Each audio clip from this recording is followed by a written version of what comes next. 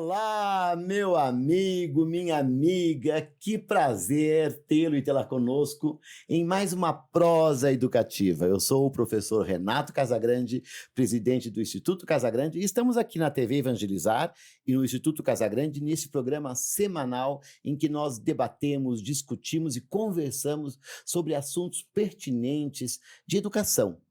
Educar uma criança, educar um jovem, um adolescente, se educar, enfim. Essa prosa é sobre ser feliz, essa prosa é sobre ser melhor, essa prosa é sobre como que a gente se educa, porque afinal de contas a gente nunca para de se educar. E a gente sempre traz um convidado especial e um tema especial. E hoje o tema escolhido foi o seguinte: eu quero ser normal. O que é ser normal nos dias de hoje? O que não é normal? Vamos bater um papo com uma psicopedagoga, com uma pesquisadora do GAI, com uma grande palestrante, uma grande educadora aqui no Brasil, que viaja por esse Brasil todo, falando sobre inclusão, falando sobre esta questão da normalidade ou pseudonormalidade. Eu tenho aqui minha grande amiga Isabel Parolin. Prazer e bem-vinda, Isabel. É um prazer estar aqui, um prazer imenso. Então, a Isabel, como eu falei, já é uma amiga, sempre está aqui no Instituto Casagrande, participando dos nossos eventos, seminários, e nós estávamos devendo essa conversa aqui, porque comigo ela não tinha participado, a gente se encontra em muitos eventos, muitos aeroportos, e aí, Isabel, eu começo a questionar você, porque afinal de contas, eu como professor, muitas vezes eu vi alunos tristes. Eu me senti muitas vezes triste, vi colegas tristes porque não eram normais, porque não eram considerados dentro de um padrão estabelecido pela sociedade de ser normal. E você quer fazer uma pergunta: o que é ser normal hoje, Isabel? Mas que perguntinha boa, até porque, Renato, e vocês todos que estão aí vão pensar nisso também, não é só ficar triste, tem pessoas que sofrem bullying porque não são normais. Então, a partir de agora, eu vou tratar o normal assim, entre aspas. E vou começar contando uma história minha, Renato. A minha mãe conta que eu nasci grande. Então, eu nasci grande, eu tenho cabelo crespo, eu sou grande. Ou seja, nós vivemos num mundo em que existem normas de beleza, normas de corpo. Os corpos têm que ser magros, sarados, os homens com tanquinho, as mulheres todas delineadas, o cabelo tem que ser liso, enfim. E nisso... Isso que num tempo que a pele tinha que ser branca ainda, né? A pele tinha que ser branca, e com isso vai nascendo o conceito de normalidade e o preconceito em relação ao ser ou não ser normal. Então, veja, nós estamos numa sociedade que busca ainda muito essa normalidade. Só que essa normalidade, dita normalidade, ela não existe. Ela é uma roupa justa que não serve em ninguém. Porque uma pessoa, para se sentir dentro de um padrão que a sociedade exige, ela se medica um monte, ela se maltrata um monte, ela abandona-se como ser humano, desver-se como ser humano, para atender uma coisa externa. E isso está desde a sociedade, as mulheres sofrem muito isso, mas os homens também. E as crianças, sobretudo, na coisa de o que é um bom aluno, né? O que é um bom filho, o que é, enfim, um bom marido, uma boa esposa. Isso vai criando padrões que muitas vezes ficam insuportáveis. Olha, você sabe que nós vivemos hoje numa sociedade dita sociedade medicada. Uma sociedade que é normal, se você levantar, se você estiver numa festa, estiver num lugar e perguntar assim, quem aqui não toma remédio? Ou para depressão, ou para ansiedade, ou para dormir, ou para pressão alta, ou para diabetes, você vai ver que se você não toma, você vai ser anormal. Porque algumas coisas que se tornam normais... E esses medicamentos as pessoas buscam e vão tomar para estar dentro desse padrão de normalidade? Esse padrão, por quê? Porque o nosso estilo de vida, Renata, é um estilo de vida que não comporta nossas individualidades, não comporta nossas sensibilidades, não comporta... E por que comportavam, então, antes? Vamos entender, porque Você que está aí, provavelmente, às vezes pensando na sua infância, na sua juventude, e às vezes tem gente que diz assim, saudade daquele tempo em que todo mundo era normal. Eu já ouvi isso. E- Porque considerando que essa pseudonormalidade de hoje, ou anormalidade para alguns, é uma coisa que não faz bem para a sociedade. Então, sentem saudade de uma época em que as pessoas estavam enquadradas. Por que então era normal no passado e não é normal hoje? Porque no passado, quem sente saudades dessa pseudo-normalidade são as pessoas que conseguiam manter um padrão, mas que são aquelas que hoje estão com pressão alta, que hoje estão E com que às vezes eram diabetes, infelizes, e mães muito infelizes, extremamente casais infelizes, uma certa hipocrisia que a gente lembra, por exemplo, de mulheres que ficavam em casa sabendo que o esposo tinha relações extraconjugais, muitas vezes com mulheres, faziam programas, as coisas, e que a mulher aceitava aquilo com uma normalidade, porque era um padrão, e resultado, quando chegou a uma idade mais avançada, chegou-se com depressão, chegou-se com pressão alta, chegou-se com Então, esse insônia. é o resultado. Nós estamos hoje, e Renato, e vocês sabem também, porque vocês convivem, isso é um dado social. O número de pessoas medicadas e de crianças. Eu escrevi sobre isso recentemente, fiz uma publicação sobre isso, no livro da Uniprosa, inclusive. Tenho trabalhado com isso, porque eu trabalho com crianças. Muitas crianças medicadas porque elas são sapecas, porque elas não obedecem, porque elas não correspondem ao padrão de obediência. Só que nós temos também um grupo de pessoas altamente distraídas, comprometidas primordialmente com o seu trabalho, né? Então, assim, e que não dão esses padrões para as crianças, padrões que eu digo de comportamento para aquela família, para os valores daquela família. Então, o que aconteceu? Aconteceu que começamos a questionar esses padrões de normalidades. Eu adoro Caetano cantando "De perto ninguém é normal", né? Aquilo é muito lindo, adoro aquilo. E ao mesmo tempo, essas mudanças vão fazendo com que as pessoas comecem a refletir. Uma das coisas bem interessantes, as mulheres ganharem menos, terem os mesmos terem os mesmos compromissos de trabalho, às vezes até o mesmo cargo e ganharem menos. Por exemplo, hoje é uma coisa que já não se admite. As pessoas, Não por se exemplo, admite, mas acontece. mas ainda Continua acontece, acontecendo, mas é né? que daí já tem mais instrumentos sociais, já tem mais vozes. A grande questão da gente conseguir se libertar desse normal, meus amores, a gente precisa se libertar desse normal, a gente tem que vir para o que é adequado para a sua família, para os valores que a sua família acredita e quer. Né? Então, assim, os cabelos podem ser crespos e grandes, as peles pretas, as peles de todas as cores podem brilhar em qualquer lugar, Com ou sem cabelo, com ou sem né? cabelo, as gordas e as magras, e as altas e as baixas. Temos instrumentos sociais para garantir isso. Não Não temos significa que ainda ainda. uma sociedade madura para viver isso. Então, ainda a gente se assusta quando vê um casal de mãos dadas, de 2 meninos, 2 meninas, a gente ainda se assusta ou Por exemplo, reclama. eu vou dar um exemplo quando fala de 2 meninos, o pessoal até considera, aceito, mas não quero na minha frente. Por exemplo, aceito, mas não quero ver 2 homens ou 2 mulheres se beijando. Aceito, mas isso tem que ser em 4 paredes. É um preconceito. É um preconceito, porque uma coisa é assim, ó, coisas muito diferentes é eu respeitar o outro, tá? Desde que essa pessoa, é claro, outro dia me perguntava, tem que respeitar o ladrão que me agride? Não, isso é diferente, ele não, é uma troca de respeito, tá? Desde que você tem que respeitar a opção de vida, ou A orientação, a orientação ou a constituição desse outro.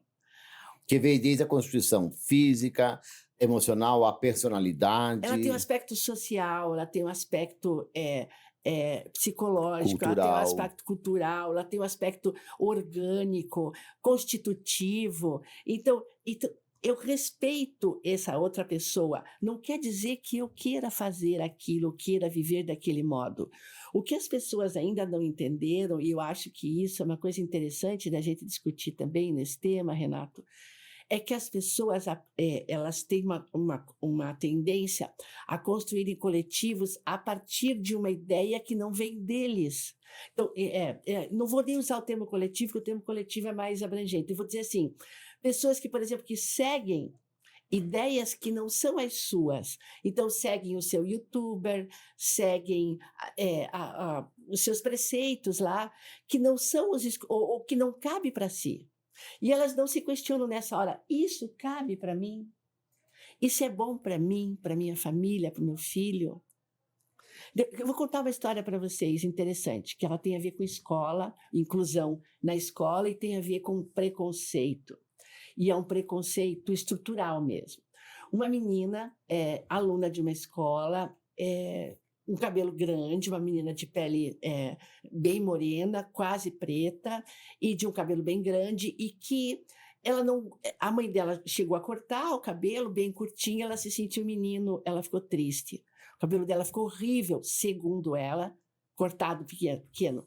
Voltou a crescer, a mãe, por causa de pedido da escola, vários pedidos da escola, eu vou desmontar esse microfone, né? Aí você não está muito normal nesse podcast, hein? E aí a mãe dela fez aquelas tranças, que são lindas, maravilhosas na menina de 9 anos, mas ela teve muita dor de cabeça, muita enxaqueca.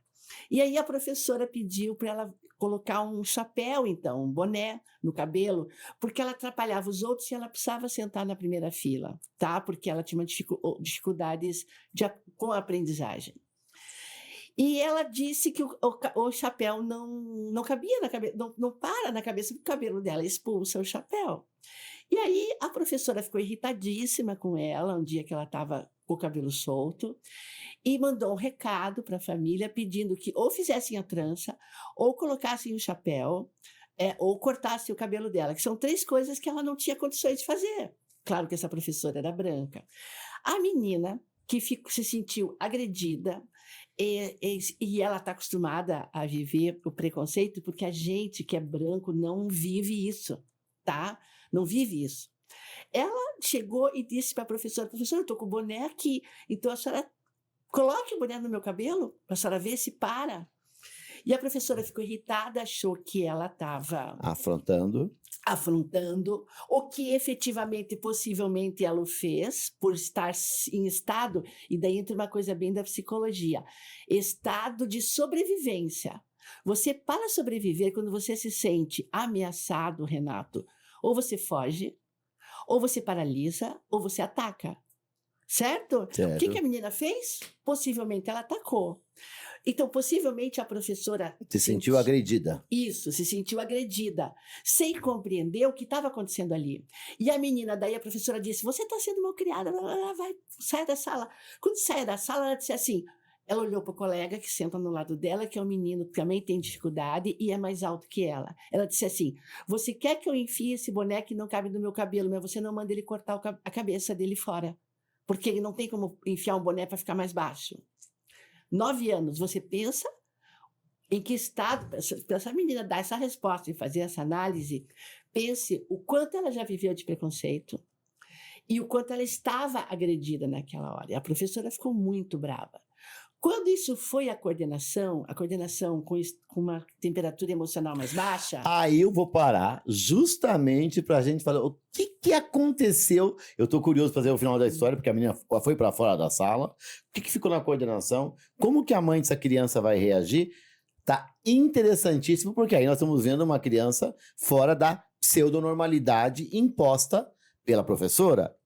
Quem sabe você tem até um exemplo, alguma história parecida aí. E vamos aproveitar, ouvir esse final da história e ao mesmo tempo entender, né, como que a gente reage, como que a mãe pode reagir a uma situação dessas.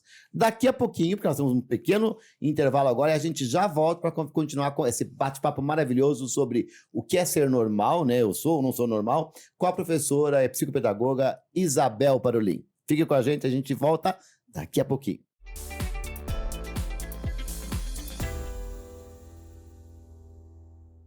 A TV Evangelizar também está no TikTok. Segue a gente por lá.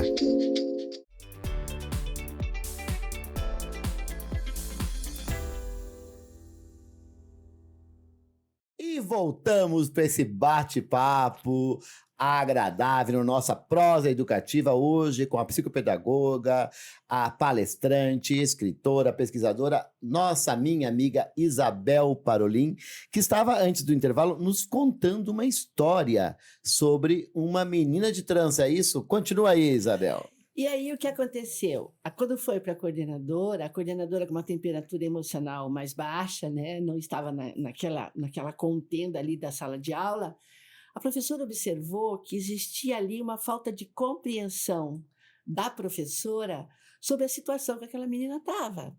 As 3 coisas ela não podia corresponder. Mas, Renato, e não sei você que está aí nos ouvindo, acompanhando a nossa conversa, eu nunca imaginei que um cabelo crespo, eu tenho cabelo crespo, vocês estão vendo, mas o meu cabelo eu consigo pôr um chapéu. Quando a menina me contou que ela não conseguia colocar um chapéu, é uma coisa que eu nunca tinha pensado. Você entende, Renato, onde é que está a base do preconceito? E são coisas pequenas, né? Você já vê que não é uma coisa, por exemplo, um problema maior que exige aquilo.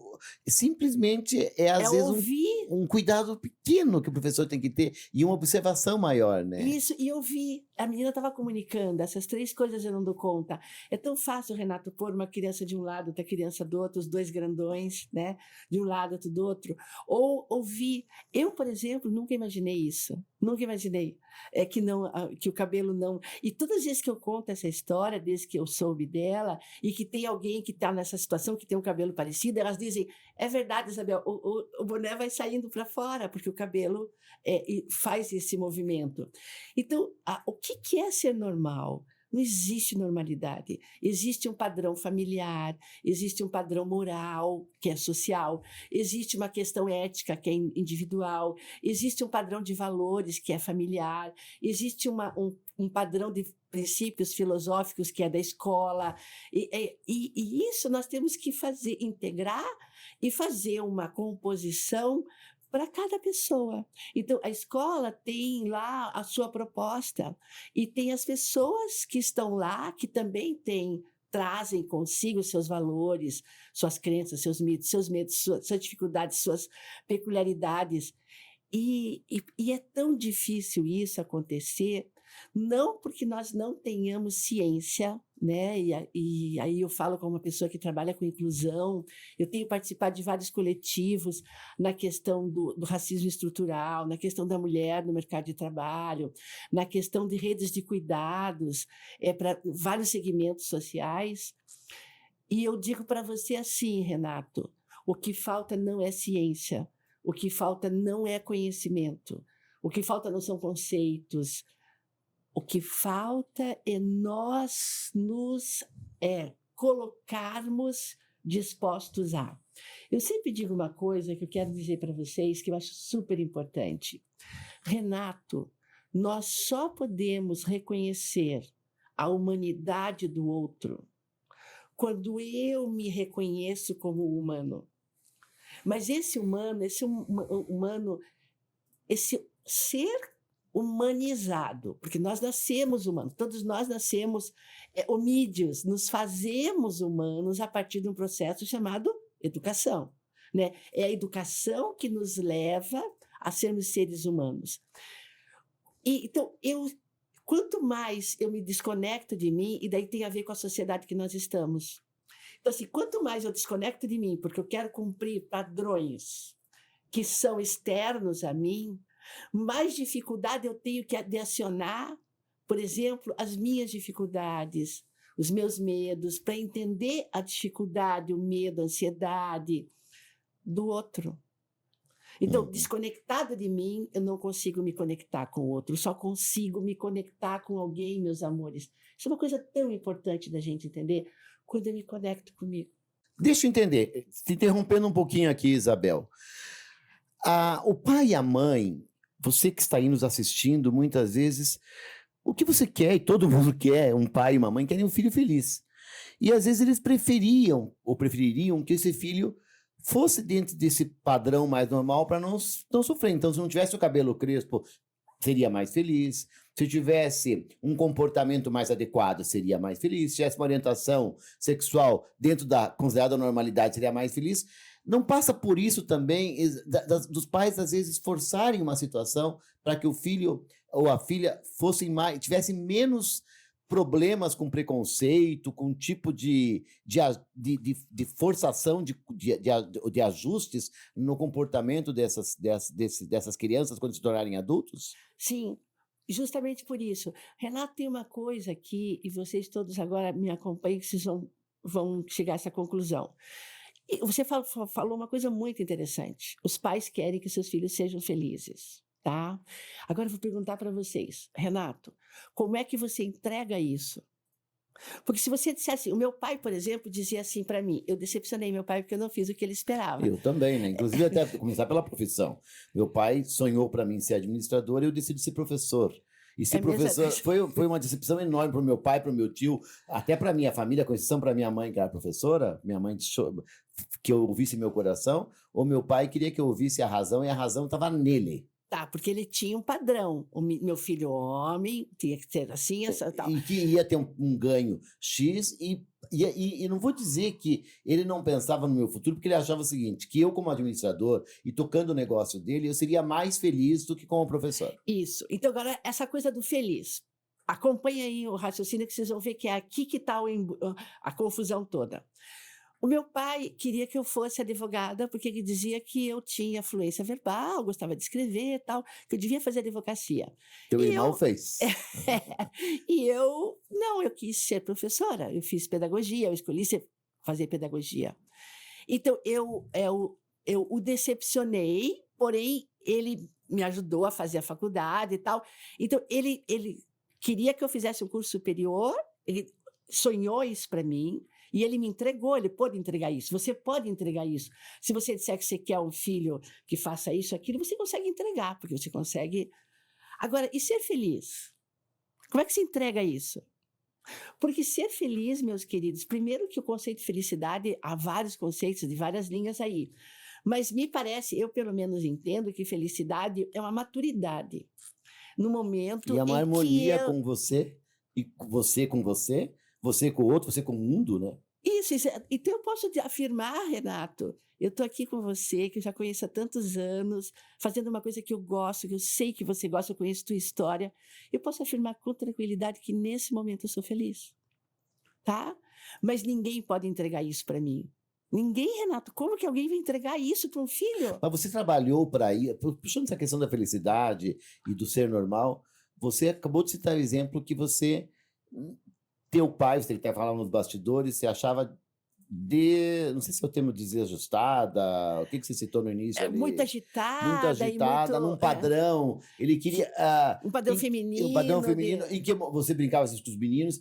Como que você chegou à maturidade para ser feliz? Você teve essa consciência, você teve ajuda? Porque acho que tem um pai e uma mãe que ficam perdidos aqui. O que eu faço? Eu quero meu filho feliz, mas a sua conduta não está dentro daquilo que os outros consideram normal. Eu acho que ele vai sofrer muito. Vai sofrer bullying, ele vai sofrer preconceito, ele vai sofrer discriminação. Quando ficar adulto, talvez, a preocupação, será que ele vai se sentir ignorado, ausente, fora daquele padrão da normalidade? Sim, porque o que foi acontecendo é que na minha vida os meus pais foram se ajustando, eles foram percebendo que não adiantava ir contra a tua natureza, a minha natureza, meu jeito de ser. E eles foram ajustando aquilo que era possível. E o resto eu fiz de trabalho, né? Foi um trabalho pessoal, que todas as crianças fazem. Então, você que está conosco aqui, que está nos acompanhando, o que eu faço então? O meu filho, por exemplo, não aprende na escola ou tal. Nós tem que observar isso, assim, por que ele não aprende? Ele tem rotina em casa, ele tem um modelo de... Porque, Renato, muita gente quer que seus filhos leiam, mas eles não leem. Muitos filhos querem que seus filhos sejam atentos, mas eles não são. não dão atenção em casa. Eles falam da Muitos pais- ética, mas eu vou dar só um exemplo para não interromper. Fala da ética, mas às vezes liga um cobrador lá e ele diz, dica, não estou. E- Ou seja, mas quer que o filho tenha um comportamento de honestidade. Isso, eles querem viver valores, valores esses que eles não conseguem viver. Então, é muito difícil para uma criança compreender essa E sociedade atender ou a a expectativa família, do pai. atender a expectativa do pai e da mãe. E tem uma coisa muito importante, meus queridos, todo mundo que tem criança, que você percebe que essa criança está apresentando alguns sintomas, tá? O sintoma é, Renato, um pedido de ajuda, tá? Quando a criança começa a gaguejar, começa a comer demais, começa a não dormir direito, a fazer xixi, as menores na calça, ou começa a ficar quieto demais, ou no quarto demais, ou tirando notas baixas, né? Esse é o sintoma. A família tem que pensar assim. Nós estamos vivendo dentro de casa a questão da hierarquia, porque agora eu vou juntar hierarquia com felicidade e normalidade. Muitos pais, em nome de entregar para os seus filhos essa coisa da felicidade, eles abrem mão de valores que eles não podiam ter aberto. Entendeu? Então, há valores familiares que não se pode abrir. Por exemplo, o filho desrespeitar a mãe e o pai, o filho não respeitar seus avós, os seus antepassados, né? Ou não terem momentos em família. Enfim, que isso são coisas, Renato, que mesmo a tecnologia, nós todos somos, todos aqui com os nossos equipamentos, nós vivemos no mundo da tecnologia, mas tem coisas que não caem de moda. Então, muitos pais vão abrindo mão desse lugar de pais como de Da sua autoridade, de né? Sem ser autoritarismo, conhecimento. mas a autoridade, a liderança, né? A liderança. Muitos pais familiares não entregam qualidade de pertencimento. Ao quanto você está. Tá, eu sei que o mundo hoje é corrido, tá? Porém, quando você está em casa, você dá qualidade de atenção, você diz para o seu filho, ok, meu filho, mas isso é você, ok, vamos ver como é que eu posso te ajudar, o que está acontecendo com você. No consultório, a gente tem uma prática que eu acho muito, muito forte. Eu sempre digo para a criança assim, eu estou te vendo e está tudo bem ser como você é. Ai, que lindo. Que lindo, Isabel, porque isso mostra uma aceitação. Mas nem todos os pais e todas as mães, infelizmente, veem isso como normal. Isabel, eu sei, nosso papo está maravilhoso, mas a gente está chegando ao fim de mais um programa aqui, a Prosa Educativa. Só que tem uma novidade, né? Para quem está pela primeira vez chegando aqui assim, a gente continua esse papo lá no canal do YouTube do Instituto Casagrande. Agora, se você quiser acessar, neste momento, você continua com a gente, porque eu quero continuar perguntando para a Isabel, principalmente na adolescência, o que às vezes tem situações que foge de uma normalidade, as crianças começam a entrar no mundo que o pai também já não vai saber, o pai e a mãe, isso eu permito, isso não permito, quando que eu posso fazer uma intervenção que isso já não é tão normal? Eu acho que a gente continua esse papo, então, lá no canal do YouTube. Feito, Isabel? Feito, combinado. Quer deixar suas considerações finais aqui para quem está na TV Evangelizar com a gente? Eu acho que se eu tivesse que deixar uma mensagem final, é assim, preste atenção no seu filho e, sobretudo, diga para ele que você o ama como ele é e que você está ali para cuidar dele, para ajudá-lo a ser uma pessoa ainda melhor. É isso aí. Então, tivemos um papo maravilhoso aqui com a psicopedagoga, minha amiga, professora Isabel Parolin. A gente se encontra no nosso próximo Prosa Educativa, toda semana aqui na TV Evangelizar e no canal do YouTube do Instituto Casagrande. Um beijão para todos e todas e até a próxima.